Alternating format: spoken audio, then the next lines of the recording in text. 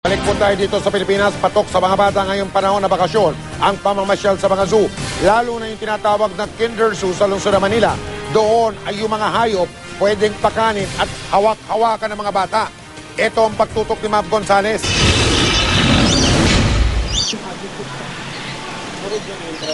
Kung sa ibang zoo nakakulong ang mga hayop, pakalat-kalat lang at pwedeng laruin ang karamihan sa mga alaga dito sa Kinder Zoo na matatagpuan sa loob ng Manila Zoo. Sa halagang 100 piso, maaari mo nang libutin ng zoo. Pagpasok pa lang, sasalubong na ang isang crocodile at giant python. Marami ring ibon tulad ng parrots, hornbills at cockatoos. Ang black cockatoo na ito, espesyal dahil halos kalahating milyong piso raw ang halaga nito.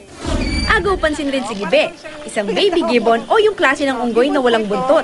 Mapaglaro ito at mahilig maglambitin sa mga bisita niya. At dahil baby pa ito, naka-diaper palagi. Dito sa Kinder, sumahawakan yung mga animals.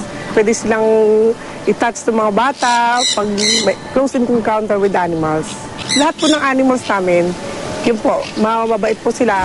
Dito sa Kinder Zoo, hindi mo lang titingnan ng mga hayop. Pwede mo rin silang hawakan at saka pakainin. Trained ang mga alaga dito kaya ligtas para sa mga chikiting.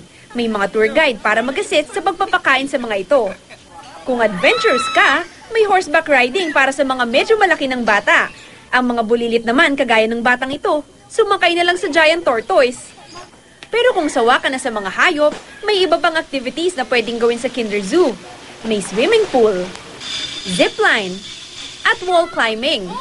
Anong nagustuhan mo dito sa Kinder Zoo? Wall climbing. Yung zipline po. Kasi po may tali po siya doon na pa-swingin-swingin po doon. Unggoy. Crocodile, tsaka kabay, tsaka elepante. Marami raw ang pumupunta dito sa Kinder Zoo kung saan ang mga hayop ay tinuturing na kaibigan. Mav Gonzales, nakatutok, 24 oras.